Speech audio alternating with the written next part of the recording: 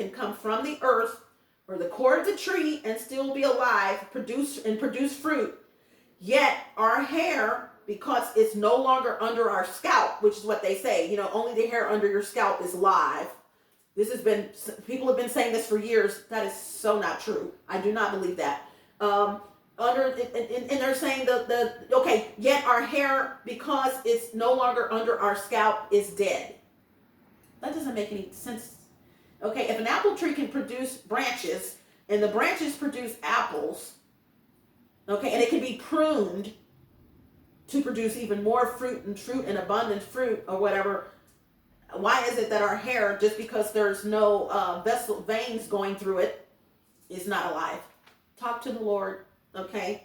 God would agree, I'm sure. One has nothing to do with the other. Just because there's no blood or veins going through your hair that has come out of your scalp does not mean that it's not alive. And I challenge anyone, I'm going to go even further with this and say applying any type of product to our hair would be a waste.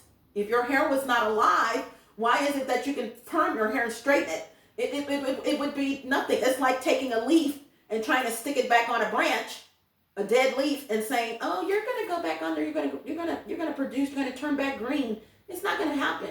Okay. So likewise, why is it that we can put product on our hair and straighten it and things happen? That's because it's alive. You guys, keep it simple. Your hair is alive. All of your hair is alive. Also, breakage, shedding, just like leaves that have fallen off a tree but were alive, still attached, hair would just crumble away. Our hair would crumble away if it were dead. That's dead, crumble away to dust, basically because of being detached from its life source. So as long as it's attached to its life source, which is under the scalp, the papilla and the bulb, under there and all that under there, I'm not going to go into details. Your hair is still alive, you guys. All of your hair is alive. Okay, I don't believe it. The only thing your hair that has left the scalp can't do is grow on its own. The hair that's come out of your scalp cannot grow on its own. It grows from the scalp. True. That's the only thing it cannot do. Okay, and that happens at the scalp dermis level. Trimming, for example, in the form of clipping our hair ends would not benefit our hair at all. And I'm sure a lot of you would agree, when we clip our ends, we produce healthier hair. Just like when you prune that tree, it produces better fruit and more abundant fruit. It's just not adding up. Okay, why trim your hair if it's dead? Does that make any sense? Also, the benefits overall health of a tree that requires, in order to grow healthy, produce fruit. If that's okay, is it because no blood is flowing through it that so-called scientists and hairologists, is that a word? I'll let that pass by. Is it because no blood is flowing through it, or that there's no veins, that people believe that your hair is not alive? Believe me, that's what it is. Most of these people listen to or read what the other one has said or written. And this has been going on for years. Your hair is alive, you guys. All of your hair is alive. I will challenge anyone on that. You prove to me that your hair, not talking about under your scalp, but the hair that has left your scalp and that's growing is not alive. How can it get conditioned? Come on, there's lots of questions. Okay, what's the purpose of conditioning your hair if it's dead? We condition our hair, rice water, etc., so that it does not go dead. So something's not adding up again. Additionally, and lastly, although I could go on to prove my point, dead cells, hair, in parentheses, normally cannot react to chemical change, which I said earlier. Why is it if the hair is dead, it can be dyed, relaxed, perm? Why is it when we dye, our hair, which is supposedly already dead, remains? Okay, these are questions people need to ask. I just looked at some of my mother's hair, which was permissibly cut. I know this part. I just looked at some of my mother's hair, which I asked the doctor, could I cut some of her hair when she passed away? We were all there, and when she passed away, I wanted to cut her hair for some reason. I wanted to have a piece of my mom with me. I just found that hair, once again, in a bag, same bag that it was in, and that hair, it's not crumbling. It's actually really conditioned and healthy. The same condition the hair was in when she passed away. The exact same condition. The same condition it was in when I cut it is the same condition it's in now. Okay. So I don't understand your hair is dead. Okay. You ought to see it is what I said in here. Absolutely healthy, non-disintegration, unlike old fabric fibers. Old fabric fibers, however, since she died in 2008, would probably be disintegrating by this time. A couple of more, give or take a couple of years. This is 2020. You touch them and pull on them, they're going to disintegrate, So I don't believe that. Our hair is spiritual and it never dies. It is very spiritual. That's my opinion. It never dies. Okay. 16. Why are you so against people allowing strange or evil people to touch their hair? You guys, stop letting strangers touch your hair. Your hair is spiritual. It raises the Kundalini energy, which is creative life force. Your hair is spiritual. It has energy. Stop letting just anyone touch your hair. Okay, and that's just my opinion. As a matter of fact, the hair that I gather from my clients, like from a brush or comb, I actually burn their hair in my kitchen. Okay, I burn their hair. I don't, if it's on the floor, I sweep it up, I burn it. And if you talk to some of your grandmothers and great grandmothers, even maybe your mom, they did the same thing. Burn that hair, you guys. And so your virtues and properties are concentrated in your hair and your nails. Your nails also remain on your fingers when you die. You dig up a dead body, the hair and the nails are still there. And people think the hair grows, by the way, and the nails grow. No, it's that your body is shrinking, dehydrated or whatever. It's shrinking. So, yeah. And that's why it seems like your hair is growing, but actually the hairline is going back or whatever, 17, baby formulas. How is it possible that baby sensitive skin? How is that possible? You have baby formulas. I'm trying to hurry up with baby sensitive skin. My products are absolutely wonderful for everyone, but the only thing I did with baby formulas, because they're all natural, and I'm not saying because the product is all natural that it's great. I'm not by any means saying that, but my products are all natural. But what I've done with the baby formula, and there's only one right now, is just lessen the amount of items in the formula, and there's no side effects for babies or any human. And I made sure that what I included in my ingredients had no side effects whatsoever. Okay, so all the products are non-GMO, non-comedogenic, etc. So once again, the baby formula has just a little bit less of, of what a regular formula would have. And also no wheat. It has no wheat because some people are allergic to wheat items, and so I don't do the wheat. But you get your babies on the products, you guys, especially little girls. You want their hair to be long when they're like teenagers and they're, they can use the product as well, okay? Where did you get all of your know-how from? Thanks to my sis for these last questions, these next 3 questions. She helped me with this. Thank you. Neat. Okay, she helped me with these last 3 questions because I was looking for more questions and she helped me. Where did you get all your know-how? I'm my own guinea pig, first of all. Second of all, firstly, I did research. There's been people trying to copy my products, you guys, and no offense, no hate.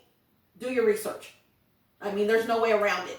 You will never get what I do, okay, for my products. I'm not, that's before these people, who am I? I'm specifically talking about some certain people. Before they ever came in my life, I protected my stuff. So don't take it personal. And that's for you guys as well. Protect your stuff, you guys. Don't stop putting stuff in your phones and doing, because people are watching. And people are listening, and people want to grab on and steal your ideas and steal your products, and they may have more money than you, so listen to that, but hear me out. But lots of research. I got into the books, I got online, I cut my own hair, guinea pig, that's why this bump is here, because I wanted it did this on my face, and I'm like, okay, let's see. Okay, it does cause acne. So it will not be a part of my skincare line, stuff like that. But that's how 7 years I did extensive research, and you guys, I will continue to do research.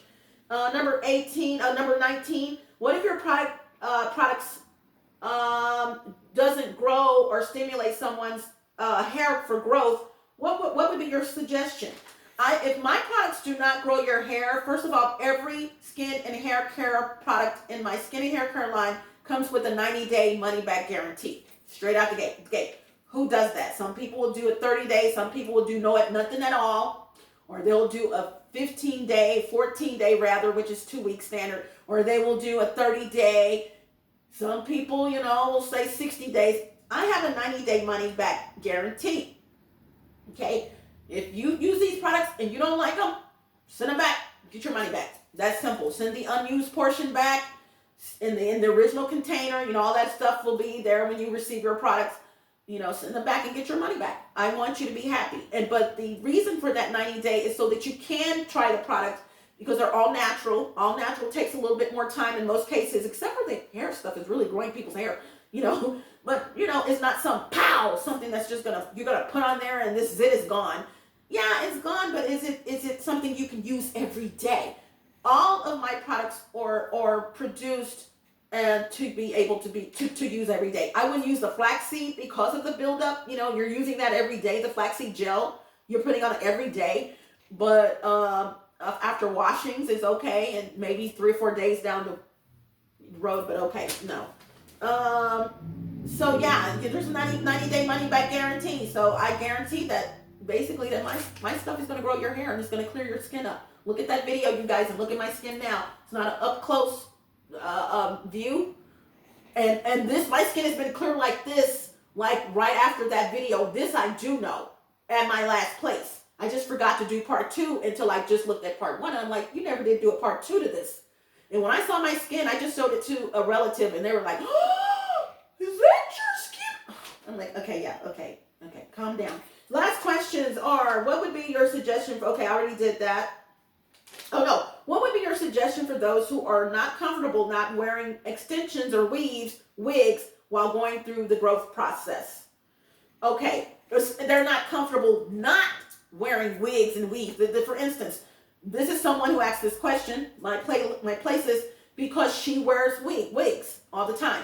And this is a suggestion that I give. It's not what you're doing, it's how you're doing it. Too much manipulation. If you're going to wear your own hair, do a protective style. There's no question. You got to do a protective style, okay? If you're in the natural hair care movement, you know this. This is nothing new. So some people wear wigs. It's not that you're wearing a wig. It's how you're applying that wig on your hair. When you're slapping this stuff on your hair, you guys, no offense to anyone who's doing this, and you're keeping those chemicals that, they were made for you to have on for a day or two. This is what they don't tell you, day or two. That stuff is close to your brain, okay? Really? Some people have this stuff on for 2 weeks, and they slap these wigs on because they have this thing where they don't want to take their wig off.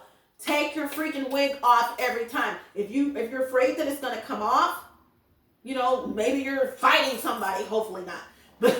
But you think it's going to come off, or you're on a date and you don't want the wig to blow off like my mom. My mom said she was at the state fair years ago, I think before I was born, I don't know. It had to have been because my mom and dad were together, but she was dating some guy or some fair, and she got on the Ferris wheel and went and a roller coaster or something, and when it went down, her wig flew up, and she had to I can see her doing this. She had to jump up and grab it and put it back on. I don't think that guy knew she was wearing a wig. So for those of you who don't want people to know you're wearing a wig, they're beautiful these days, look natural. Put the stuff around the edges. You know what I'm saying? Try to stay away from your edges, but put it around, on your forehead, whatever, your skin, if possible. But stay away from your hair as much as possible. And then take it off, like 5 days max. That's just my opinion. Okay, last one is, shouldn't you see or feel moisture in order for your hair to be verified moisturized? No, this is a big myth. A lot of people, and I teach my clients this, just because you don't see the moisture and you don't feel the moisture, honey, all you got to do is take one of those twists down that I do, and you can see that your hair is soft and supple and it's moisturized, and that's all. It's taking into consideration, you should wear a silk or satin cap or something on your head when you go to sleep, or use a silk or satin pillow. Okay, that's it. Taking those into consideration, this is what you're doing. So your hair is moist, and I can only speak for my products, okay? I can't speak for anyone else's products. So yes, your hair is moisturized. If you're following the system and you're doing what you're supposed to do per instructions, your hair is moisturized. You're washing your hair every 8 to 14 days. You're going to apply the product again. It's moisturized. Lots of moisturization in my hairline, okay? Last question, last two questions, last questions. If I don't like your products for whatever reason, can I return them for a full refund? I sell a lot of things. I do, like I said, things for your home, fragrances. No, you can't return those, and you can buy fragrances just for you. You know, all fragrances are not custom made for your home or custom made for your office or business. That's not. I'm just saying that's something I do. Those are not returnable, and none of the fragrances are returnable. Okay. However, the skin and hair care line is. If you have questions, please post your comments where the text is posted. Well, post your comments. Please like the video, post your comments, subscribe to the YouTube channel, and I will answer those questions for you guys. And I know I've said some things that you may not agree with. Let me know. I don't care. I'm not saying I don't care. Just let me know. I don't care about you letting me know. Let me finish that. And because I don't have like a camera person, I'm gonna have to get up and turn this camera off. So I think that's it. Okay? Hasta la vista, Buenos Aires, buenas noches, arrivederci, au revoir, salida, don't let the door knock hit you or the good Lord split you, ciao bella, ciao bello, smooches, gotta go, bye.